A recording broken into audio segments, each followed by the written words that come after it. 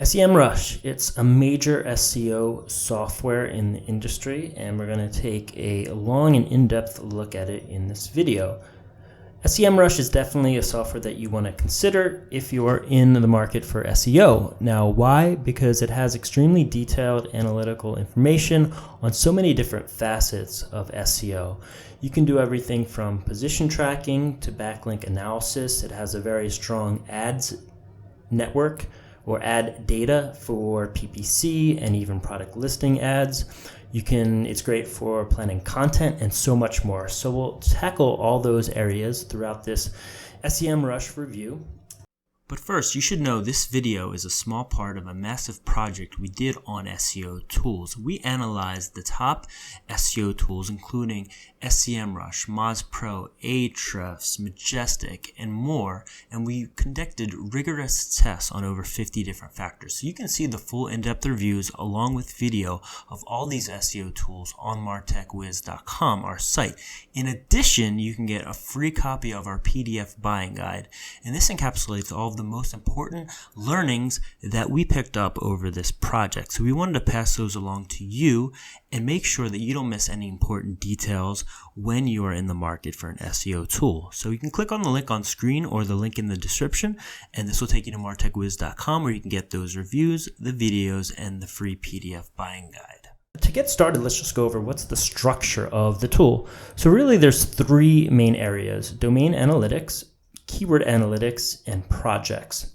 So domain analytics is where you would set up or research a competitor's URL or really any external URL that you want to learn more about. Keyword analytics is for keyword research and planning, and then projects is where you would set up typically your own website or maybe a client's website, and you can have it automatically track the most vital statistics over time. So starting with, first of all, the dashboard here, I honestly don't use this a whole lot. All of this information you can find within these areas. But the nice thing about here is you can, if you want to add a domain, you can add it there and at a glance see the statistics. But let's go ahead and dive into the domain analytics and specifically the organic research. So for this example, let's use Cabela's.com. It's an outdoor outfitter equipment store. So rank tracking, which you will do in this section, is really a strength of SEMrush, and I'll show you why. First of all, you can see it has the keywords that you rank for, but also some interesting statistics and metrics here. It shows estimated how much traffic that this URL, or you can put in your own one, but you can get that elsewhere, but basically shows the amount of traffic, but more interestingly, it shows the traffic cost. So obviously this is all free organic traffic, but it quantifies that by basically saying if you had to use ads to get 7.6 million eyeballs or visits on your website, that's how much it would cost. So that's the value of all that free traffic that they're getting.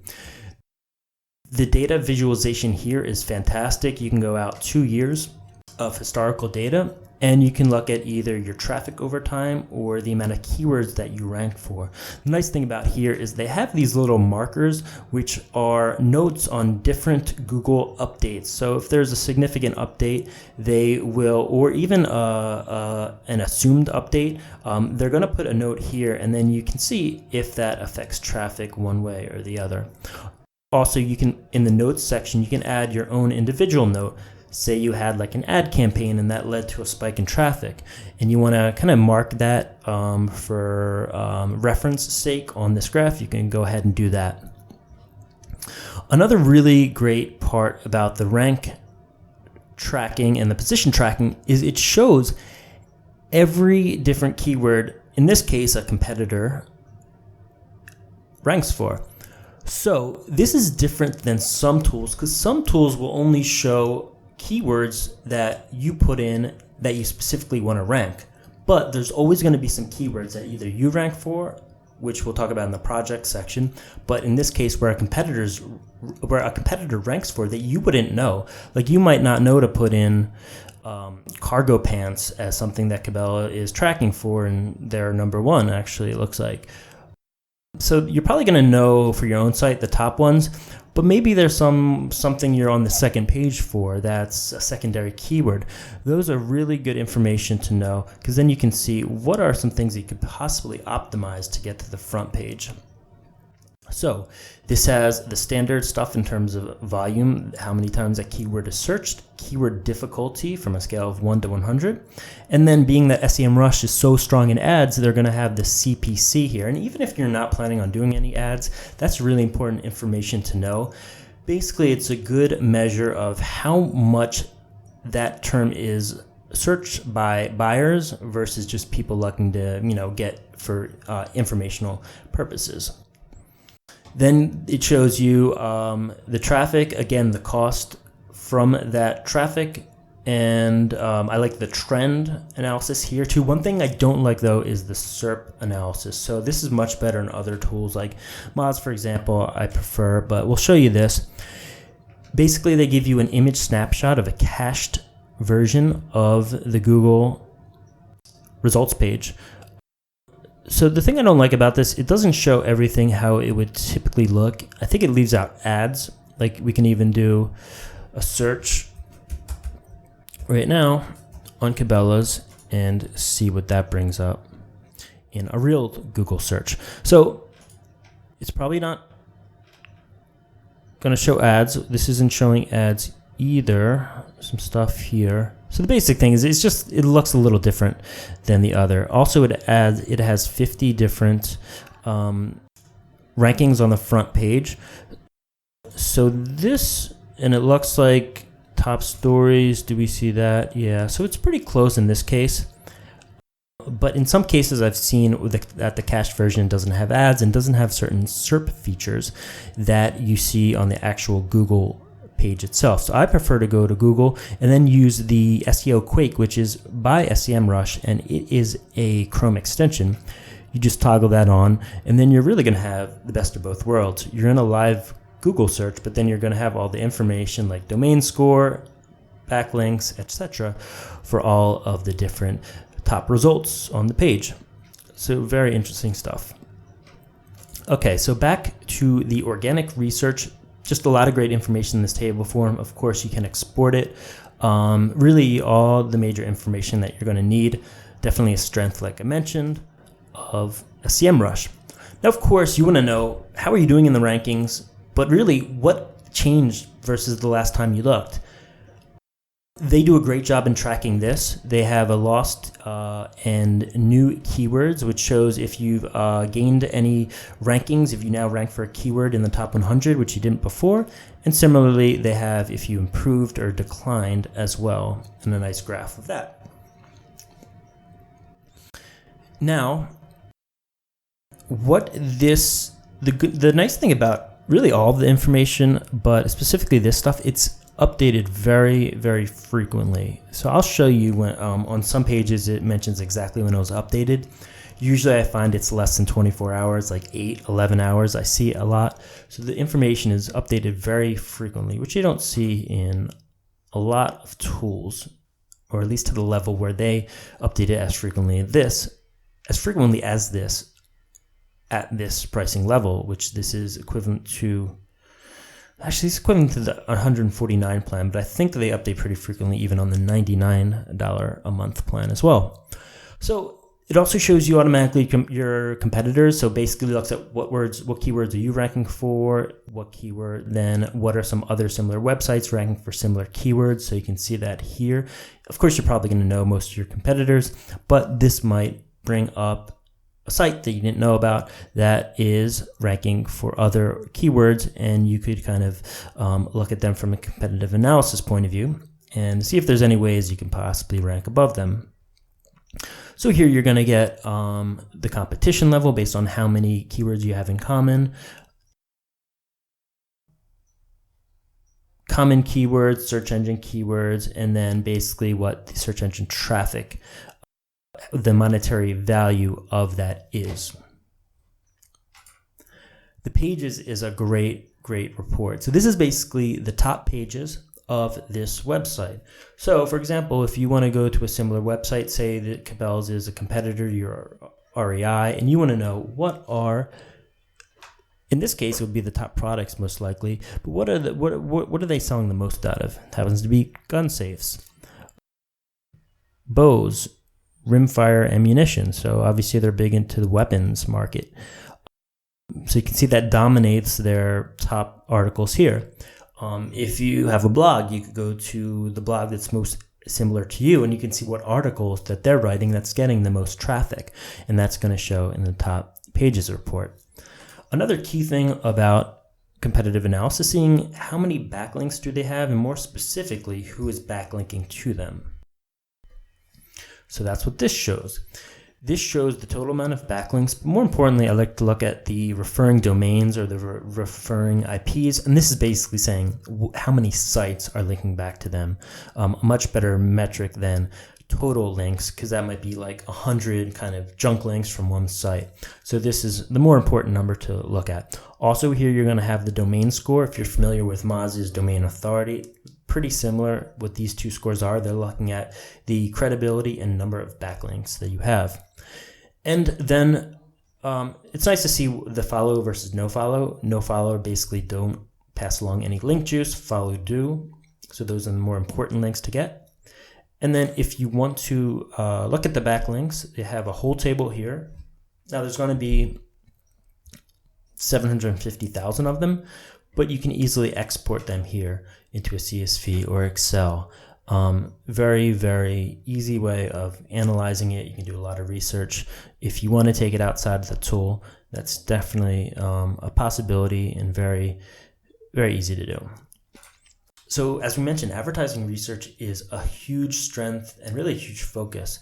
They're going to have a lot more ad and PPC data, pay-per-click, than others. And it's historical ad information. So it's very powerful because not only can you see what their ads are, but you can also see, let's go down to, where is that? We can see the actual ads. So for example, if you go down to ads copy here, you can see all of the ads that Cabela's ran in, I don't know exactly what the time frame is, but it goes back years. And more importantly, you can see what you want to look for is to see how long ads have run. Basically, that's a good proxy of if the ad's been successful.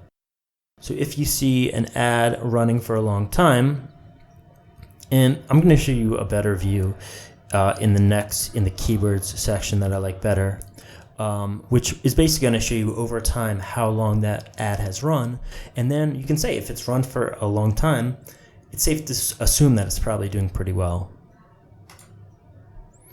So it's the different ad copies.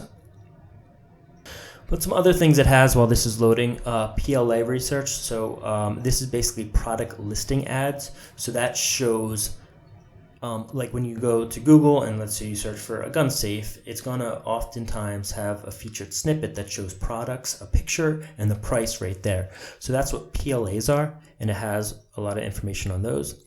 And this is actually similar to the screen I wanted to show, where you can see over time the ads and where they made changes, or it looks like they kept pretty steady, so we can assume that this one was pretty good. So this is an ad for Cabela's. If we look at promo codes, they have a bunch of coupons, so we can see the exact verbiage that they're using and whether or not it's working. So we won't go into all of these, but they have tons of information on ads, definitely a strength. And like I said, whether you're doing ads or whether you're not, you can definitely get valuable information of this, even if you're not running an ad campaign. So you have to go up to the highest plan, or actually the second highest plan, to see more of these. But I believe there's going to be some of those in the keywords section that we can show you examples of exactly what a PLA is. Okay, this is a display ad, so this is like a banner ad basically, which you'd see on the website. So interesting to see also some of the images that they use. And moving on, you can also do domain versus domain. So this basically, if you want to look at Cabela's versus REI, just go ahead and do that real quick. I don't know much about Cabela's. I'm not sure how similar they actually are. Say it's safe to assume that REI is that guns and weapons aren't their top products, but they obviously have some overlap, and here you're going to see that. So you can see keyword, basically the position of each, the volume of it, and the trend of it. Just great information. You can really dive in, do a lot of analytics off of all this information that they have. And they have it for 161,000 different keywords. So I'm assuming they share all those keywords, and then it looks like this is sorted by the highest volume first. But then if you want to sort it by, you know, cost per click or anything else, of course you can do that by clicking the headers of the table. Okay, so that's doing competitive analysis. And there's a lot of overlap here. There's going to be competitive analysis throughout this whole SEMrush review, but let's go ahead and look specifically into keyword analytics. So going with our current theme, let's just look at if we were going to look at down jackets, as I think that was so this is if you want to look at not just one competitor but a full keyword. So this is going to show you the volume of that keyword, the cost per click, some of the same information, but just a different view that focuses specifically on the keywords. This is a trend over a year, so you can see down jackets, of course, which makes sense. They have the most searches in winter. And they have two different types of keywords when you go to suggested keywords if you want to broaden your keyword research. So phrase match, which looks at words that have exactly either down and jacket in them. Down and jacket. Related has either down or jacket, but not both. I think they could probably put this in one place, but if you want to look at those specifically, you can go here. One thing I don't like is they don't show the keyword difficulty on the overview screen, which I think is a bit of an oversight.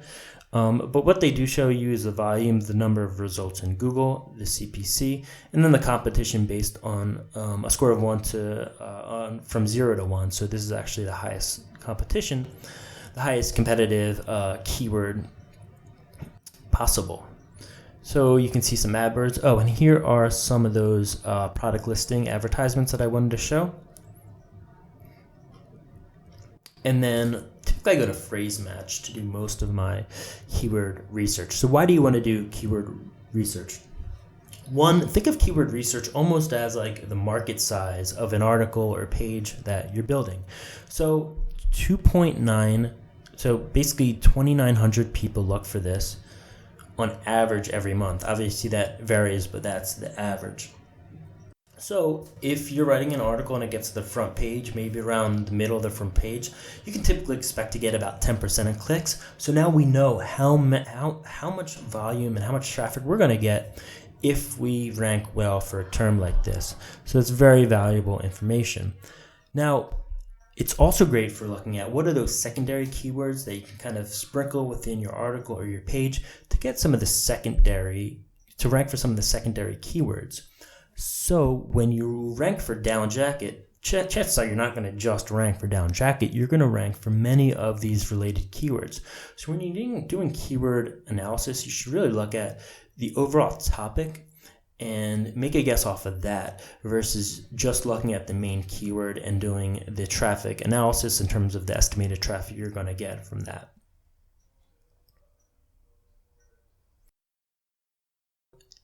You can get keyword difficulty here, and this is something that I wanted to show. Sometimes I see some data discrepancies within the tool. So you see the keyword difficulty for down jacket is 83, US database. Now they have a new, I don't know if it's new, but they have a separate keyword difficulty tool. I'm not sure exactly why you have to put in the keyword again, but let's go ahead and put in that. And what I've seen is that when I use this tool, sometimes I get different numbers. Oh, and it comes down here. Yeah, so you see now the difficulty is 86.5. Now the volume is the same, which is good. And this view nicely shows any SERP features that are on that search engine results page. So basically there's no like instant answers or featured snippets, but if there were, they'd be here. And it shows the trend and the SERP. But the interesting thing is I'm really not sure why you see different keyword difficulty numbers in different spots. And they have this new SEO keyword magic. And I think this is basically probably going to be their main keyword tool in the future. It's in beta now. Let's put in down jackets and see what it shows.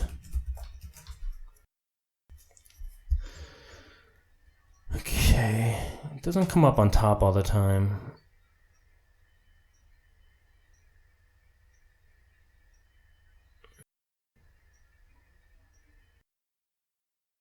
I should have put in singular down jacket because I believe that's what the other one is.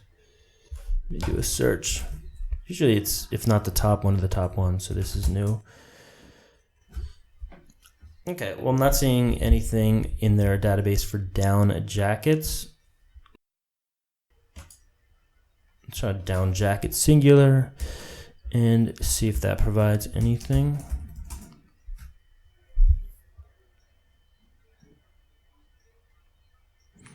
Okay, so we're not seeing anything that I wanted to compare the information versus the different screens. But the bottom line is this tool is best for keyword lists. So if you want to research all the different jackets and you have, like, say you're like REI and you want to expand your jacket section and you want to get all of the different volume, the complete volume of jackets, you can put jackets in here. Then it's going to give you all of these different options. You can add to keyword analyzer, which is a different list. So the crucial part of this is that this can give you the average difficulty and the total volume of a list, which is very crucial when you're doing keyword planning. Now, you probably want to know what's going on with your site and how can you most analyze that. Well, the place you do that is in projects. So first you set up a project. And basically when you set up a project, it's going to look similar to what this looks like when it loads, but you'll see I haven't set it up for ads.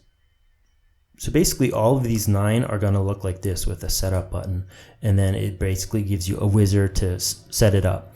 The nice thing, this integrates not only with Google Analytics, but also Google Search Console. So that gives you a lot of good information in terms of backlinks, which I don't have set up currently.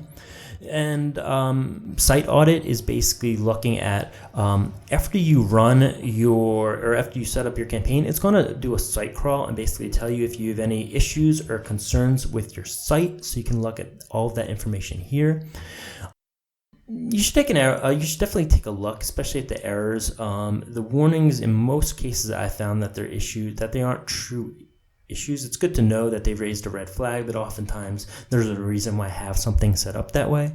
And also I found that there's some false positives in terms of the issues, and this is across many different SEO tools, where they tell you that it's an issue, but when I looked on my own, it wasn't an issue, and then the next week when it recrawls, because I think this does this once a week, it's no longer an issue. So good to look at, but I would prefer to use Google Search Console itself to look at if you have any site crawl issues, but never hurts to get a second opinion. So position tracking, this is going to show you all the positions that you track for your website. And again, this is super important because this is not just going to show you, like some tools, only to track the keywords that you tell it to. This is going to tell you every keyword you tracked. So for example, like I would never know that I'm tracking 12 for ClickFunnels logos. But now I know, or ClickFunnels logo, and now I know. So if I want to maybe give that some more attention to get it up to the front page, or what is Actionetics? I'm 13. That's a part of ClickFunnels. Maybe I could get to the front page for that, as I am with Actionetics Review at spot 6. So those are things I would never think to track, but they're interesting to know now, so I can get on the front page for some keywords that I didn't know that I had great opportunity with. So landing pages is basically your top pages. So this is very interesting to look at as well to see. You're probably going to know a lot about a lot of this from Google Analytics, but it's good to have it all here. And similar to that, also if you go to the organic traffic's insights section, this is basically going to be a lot of that similar information to Google Analytics, like web tracking or web traffic, time on page, bounce rate, all of those things you're going to see here. So backlink audit. This is an area, I know I have around 20 different backlinks and new sites, and they're not picking up any right now, but that's a little concerning to me because there are some backlinks that I have that other tools are picking up. So the backlink tool within SEMrush is definitely not the most robust that I've seen. Usually you hear that Ahrefs and Majestic is better. I've used Ahrefs and found that to be more complete. And case in point, if I go to brand monitoring, it's kind of interesting. So they mention all the different times that your brand was mentioned. So some of these are actually backlinks. Like I have a listing on Eventbrite and Meetup, and these are all pointing back to my site in one way or another. But they're not, for some reason, they're showing here as mentions, but not in the backlinks section. So that's a little concerning. But that aside, this does do a good job at what this specific feature is, and that's getting features. When I look through this, or that's getting mentions. And when I look through this, it does seem to have the vast majority of the mentions that I have online. So that's really good to see. I just wish it would also pull out the backlinks. They have a little social media tool here. It's not super robust. Basically, it shows you the engagement over the time period. These are the different things you can set up. So I don't use it too much, but it's here if you want to do that. SEO ideas is an interesting section, and the most interesting part of this is the SEO content template. So this basically is like different on-page recommendations. Like here are some ideas of people you can link out to. Here are different people who can backlink to you. Here are some different content ideas. Like maybe you want to add a video because others have videos on their site. But really, I find that the SEO content tool is the best. So we already have some analysis that we did in that. So what does this tool do? It basically looks at the top 10 results of the keyword that you're trying to optimize for, and then does analysis on those top 10 to pull trends from that. So for ClickFunnels Review, which I wrote an article about, you see that the average in the top 10, which I'm not in, is 954 words. My article is 1,000 words, so we're aligned there. There are some in the top 10 that have videos. I do too, so that's good that I have videos like others in the top 10 spots. But you see my readability of my article is lower score, so they do a readability based on probably I believe it's like the Fleischman, I forget exactly the name of the readability test, but basically they can just, you can do this in Word actually. There's a setting to do it there where you can basically get the grade level or the score of 1 to 100 on how easy your content is to read. So that's basically what it's pulling here. And then you get a little SERP analysis here as well. So that's essentially all of the different things you can do for projects. Before we finish this up, I want to show you the SEOquake Chrome extension. We looked at it a little bit before, but it's a super powerful tool. The nice thing about it, you can set up the parameters. So say you want Pinterest count in there. You can do that, and then that's going to be included in all of the different search results. You can easily toggle it off if you don't want to see it. You can export it. Let's see what this SERP. Yeah, so you can also look at little pages that they do of all of the different analytics that it does. So this is on the SERP, the search engine results page links, and it shows you all the different information there in a cleaner format. But if you click the icon there, you can also do tons of information. So this is great for on page. Say you're going to the hunting page of Cabela's. And here you can click on the SEOquake icon and just tons of great information. Who's linking out to them, what is their top level domain. What I typically look at is the diagnosis. So this looks at all of the major on-page or on-site SEO things that they should be doing. So this gives me a good sense of how kind of strong is the site. If they're missing a lot of these, then there's a chance that you can rank above them for certain things, probably not Cabela's or a site as established as this, but say you see some, if you're a medium-sized blog and there's another medium-sized blog that's ranking and they have a lot of things wrong with their page that you've noticed here, that's a signal that maybe they're not paying as much attention to SEO, and there's some things that Google doesn't like within their site, so this is a great way to check that out. I also like the keyword density tool. So this is really cool. It shows you the count of all the keywords. So for example, if you want to see the 2-word keyword list, shop now is on the page 30 times. Hunting gear is on the page 6 times. And it also is in the title, the description, and the header 1. And if you go there, it is in fact in all those places. So this is great for keyword research as well. I would definitely recommend going to this and seeing if there's similar sites or competitive sites. Look at what are the 2 or 3 keywords that they're using. Maybe we want to model what they're doing. Maybe you want to go in a different way to rank for a slightly different term. That's up to you, but to get the information, it's really all here. Now, you can also do reports within the tool. So if you go out here, there's a fully fleshed out reports section as well. So the reports, you can slice the data in many, many different ways. I don't believe I have any reports set up, but I have played around with the report. And okay, so this is the reports that they send me in email of the different tracking. So every so often they send you emails of your of where you're tracking, which is nice. Now there's also some nice